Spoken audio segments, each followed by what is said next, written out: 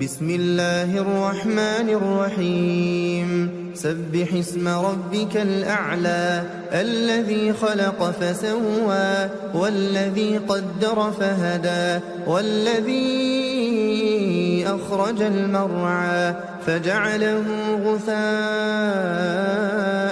أحوى. شروع اللہ کا نام لے کر جو بڑا مہربان نہایت رحم والا ہے. اے پیغمبر صلی اللہ علیہ وآلہ وسلم اپنے پروردگار عالی شان کے نام کی تسبیح کرو جس نے انسان کو بنایا پھر اس کے اعضاء کو درست کیا اور جس نے اس کا اندازہ ٹھہرایا پھر اس کو رستہ بتایا اور جس نے چارہ اگایا پھر اس کو سیاہ رنگ کا کوڑا کر دیا.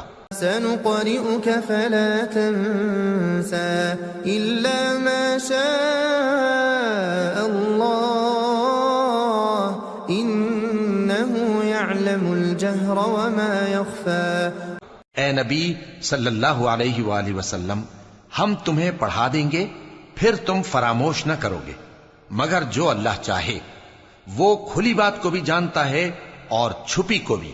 وَنُيَسِّرُكَ لِلْيُسْرَى فَذَكِّرْ إِن نَّفَعَتِ الذِّكْرَى سَيَذَّكَّرُ مَن يَخْشَى وَيَتَجَنَّبُهَا الْأَشْقَى الَّذِي يَصْلَى النَّارَ الْكُبْرَى ثُمَّ لَا يَمُوتُ فِيهَا وَلَا يَحْيَى.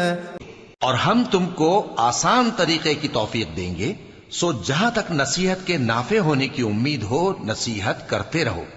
جو خوف رکھتا ہے وہ تو نصیحت حاصل کرے گا اور بے خوف بدبخت اس سے کترائے گا.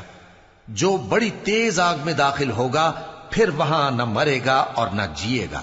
قد أفلح من تزكى وذكر اسم ربه فصلى بل تؤثرون الحياة الدنيا والآخرة خير وأبقى إن هذا لفي الصحف الأولى صحف إبراهيم وموسى. بے شک وہ مراد کو پہنچ گیا جو پاک ہوا اور اپنے پروردگار کا نام لیتا رہا اور نماز پڑھتا رہا. بات یہ ہے کہ تم لوگ تو دنیا کی زندگی کو ترجیح دیتے ہو حالانکہ آخرت بہت بہتر اور ہمیشہ باقی رہنے والی ہے. یہی بات پہلے صحیفوں میں بھی درج ہے یعنی ابراہیم اور موسیٰ کے صحیفوں میں.